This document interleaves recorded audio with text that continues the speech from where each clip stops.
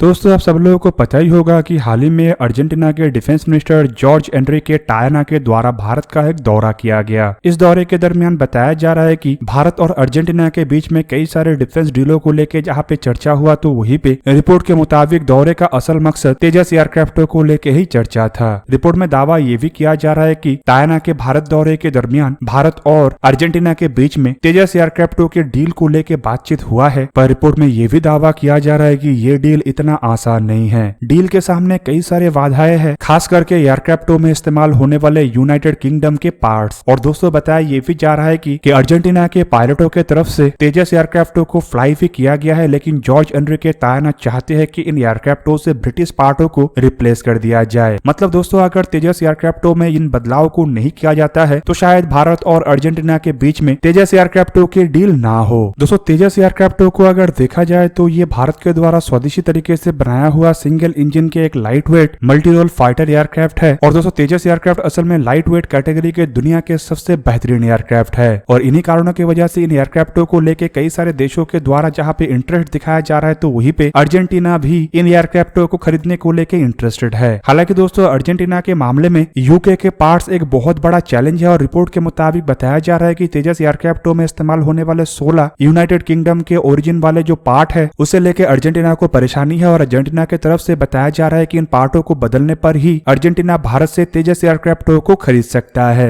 दोस्तों यहाँ पे आप लोगों की जानकारी के लिए ये भी बता दूं कि अर्जेंटीना के डिफेंस मिनिस्टर के भारत दौरे के बाद भारत की तरफ से भी अर्जेंटीना के सामने एयरक्राफ्टों को लेके एक फॉर्मल प्रपोजल भी रखने को लेके बात कहा गया। मतलब दोस्तों ये बात काफी हद तक साफ हो चुका है कि भारत और अर्जेंटीना के बीच में तेजस एयरक्राफ्टों के डील को लेके अब खाली चर्चा ही नहीं हो रहा है, बल्कि एक तरीके से आप कह सकते हैं कि डील लगभग फाइनल होने के कगार पे है। लेकिन दोस्तों डील को संपूर्ण करने से पहले भारत को इन यूनाइटेड किंगडम में ओरिजिन पार्ट मतलब ब्रिटिश पार्ट को हटाना पड़ेगा, अदरवाइज दोस्तों भारत के हाथ से ये डील जा सकता है। और दोस्तों ये जरूरी इसलिए है क्योंकि 1982 में जब ब्रिटेन और अर्जेंटीना के बीच में फॉकलैंड के आइलैंड को लेकर लड़ाई हुआ था तो उसके बाद ब्रिटेन के द्वारा अर्जेंटीना के ऊपर हथियारों के प्रतिबंध लगा दिया गया, जिसका मतलब यह है कि ब्रिटेन के कोई भी कंपनी अर्जेंटीना को कोई भी हथियार नहीं बेचेगा। इवन दोस्तों अगर ब्रिटेन के द्वारा निर्माण किया हुआ कोई भी पार्ट किसी अन्य हथियार में इस्तेमाल हो रहा है तो वो हथियार भी अर्जेंटीना को नहीं बेचा जा सकता। अब दोस्तों ऐसे में अर्जेंटीना के लिए हथियार एक्वायर करना काफी मुश्किल हो रहा है, क्योंकि जिस तरीके के एयरक्राफ्टों को अर्जेंटीना खरीदना चाहता है उनमें कोई ना कोई ब्रिटेन के पार्ट तो निकल ही जा रहा है, चाहे वो ग्राइपिन जैसे एयरक्राफ्ट हो या साउथ कोरिया के FA-50 जैसे एयरक्राफ्ट हो, इन सभी में ब्रिटेन का कुछ ना कुछ पार्ट्स लगा हुआ है। इवन दोस्तों भारत के तेजस में जहाँ पे 16 ब्रिटेन ओरिजिन पार्ट है तो वहीं पे चाइना के जो JF-17 एयरक्राफ्ट है इसमें भी बताया जाता है कि कई सारे ब्रिटिश ओरिजिन पार्ट्स है। और दोस्तों इन्हीं बातों के चलते हुए अर्जेंटीना के द्वारा लंबे समय से अपने एयरक्राफ्टों को भी खरीदना संभव नहीं हो पा रहा है। अब दोस्तों मीडिया रिपोर्टों में यह भी दावा किया जा रहा है कि खाली ब्रिटेन के पार्ट को ही अर्जेंटीना को बेचने में मुश्किल नहीं है, बल्कि अब तो अर्जेंटीना के तरफ से भी ब्रिटेन के पार्ट लगे हुए किसी भी हथियार को एक्सेप्ट करने से मना किया जा रहा है। मीडिया रिपोर्टों में दावा यह भी किया जा रहा है कि अर्जेंटीना के पायलटों के द्वारा लगभग 2 बार तेजस एयरक्राफ्टों को फ्लाई किया जा चुका है और पायलट भी इन एयरक्राफ्टों के कैपेबिलिटी को लेकर काफी खुश है। मतलब अर्जेंटीना भारत के तेजस एयरक्राफ्टों को खरीदने को लेकर तैयार तो है, लेकिन भारत को सबसे पहले इन चैलेंजों को दूर करना पड़ेगा, मतलब ब्रिटेन ओरिजिन पार्ट्स को हटाना पड़ेगा।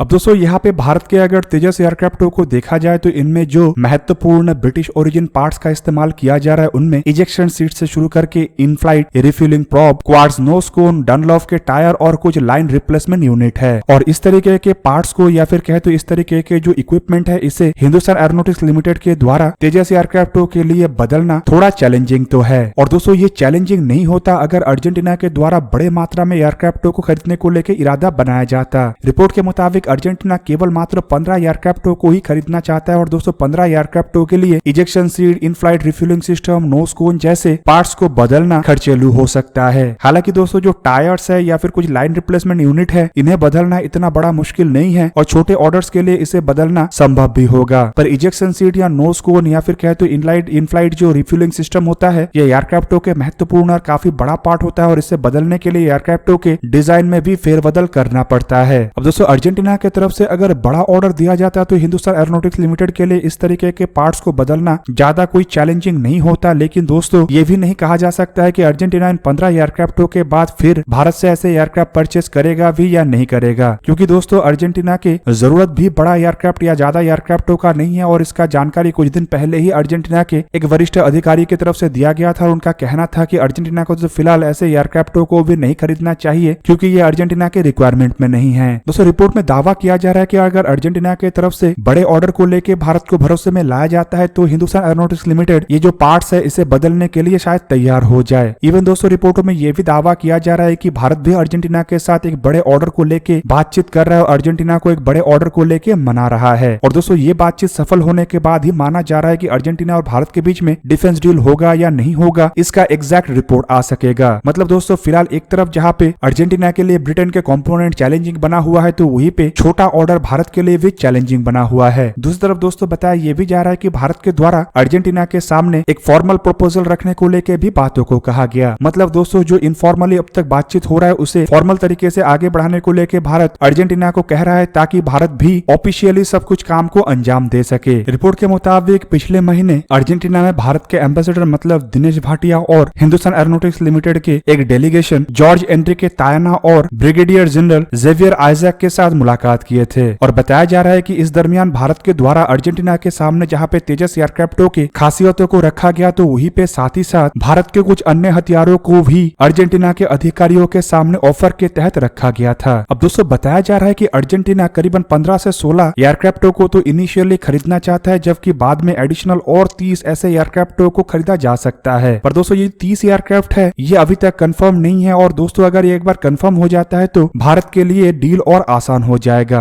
पर एडिशनल 30 एयरक्राफ्ट अर्जेंटीना उसी हालत में खरीदेगा जब अर्जेंटीना को टेक्नोलॉजी ट्रांसफर और ज्वाइंट प्रोडक्शन में कोलैबोरेशन करने को लेकर मदद मिलेगा। मतलब बेसिकली अर्जेंटीना इन एयरक्राफ्टों के डील के साथ साथ अपने डिफेंस इंडस्ट्री को भी मजबूत करना चाहता है। अब दोस्तों रिपोर्टों में दावा तो ये भी किया जा रहा है कि ब्रिटेन के जो कंपोनेंट है उसे भी रिप्लेस करने को लेकर भारत के द्वारा अर्जेंटीना के सामने अमेरिकन और रशियन इजेक्शन सीट्स के साथ साथ कुछ भारतीय पार्ट्स का भी प्रस्ताव रखा गया है। लेकिन इन सभी चीजों को फाइनल करने से पहले अर्जेंटीना के द्वारा भारत के सामने एक फॉर्मल रिक्वेस्ट रखना पड़ेगा। दोस्तों बेसिकली फॉर्मल रिक्वेस्ट नहीं है, इन्हीं कारणों के वजह से अलग अलग मीडिया रिपोर्ट में अलग अलग तरीके के दावे किया जा रहा है जिनमें कई सारे मीडिया रिपोर्टों में तो ये भी दावा किया जा रहा है कि चाइना को ये डील मिल चुका है। हालांकि दोस्तों अगर ऐसा होता तो अर्जेंटीना के डिफेंस मिनिस्टर भारत के दौरे के दरमियान आके इस तरीके का बयान नहीं देते कि ब्रिटेन के कंपोनेंटों को बदलने से डील हो सकेगा। मतलब एक तरीके से बात तो भारत और अर्जेंटीना के बीच में लगभग साफ हो चुका है, लेकिन फिलहाल बाधा दो चीजों को लेके है जिनमें सबसे पहला चीज है ब्रिटेन के कंपोनेंट जबकि दूसरा चीज है अर्जेंटीना असल में कितने एयरक्राफ्ट खरीदेगा। इसे अगर अर्जेंटीना की तरफ से कंफर्म किया जाता है तो पहले वादे को दूर करना भारत के लिए कोई बड़ा चुनौती नहीं होगा। दोस्तों मेरा मानना यहाँ पे ये है कि अर्जेंटीना को अगर ऐसे ब्रिटेन के पार्ट्स को रिप्लेस करके किसी भी देश से एयरक्राफ्ट को खरीदना है तो अर्जेंटीना को 15-16 एयरक्राफ्ट खरीदने से नहीं होगा। और मेरा मानना यह भी है कि अगर चाइना के जंग फाइटर के तहत भी अर्जेंटीना आगे बढ़ता है तब भी एयरक्राफ्टों के संख्या को तो अर्जेंटीना के द्वारा अवश्य बढ़ाना पड़ेगा। पर दोस्तों भारत भी ये इंश्योर करना चाहता है कि केवल मात्र 15 एयरक्राफ्टों के डील के साथ अगर अर्जेंटीना के लिए पार्ट्स को बदला जाता है तो यह नुकसानदायक होगा। हालांकि दोस्तों ये अर्जेंटीना के लिए भी महंगा पड़ेगा। पर अगर अर्जेंटीना एडिशनल 30 एयरक्राफ्टों को लेकर कंफर्म कर देता है तो ये दोनों देशों के लिए ही सुविधाजनक होगा क्योंकि इससे अर्जेंटीना को भी भारत के एयरक्राफ्ट हासिल करने में मदद मिलेगा और ऊपर से भारत को भी एयरक्राफ्ट को मॉडिफाई करने में मदद मिलेगा और दोनों देशों को आर्थिक रूप में भी इससे ज्यादा नुकसान नहीं होगा। दोस्तों आप लोगों को क्या लगता है कि भारत और अर्जेंटीना के बीच में ये एयरक्राफ्टों के डील संपूर्ण हो सकेगा या नहीं हो सकेगा? कमेंट करके अवश्य बताइए। दोस्तों आज के इस वीडियो को यही पे ही करते समाप्त। किसी और एक दिन किसी और एक वीडियो में मिलेंगे, तब तक के लिए जय हिंद, वंदे मातरम।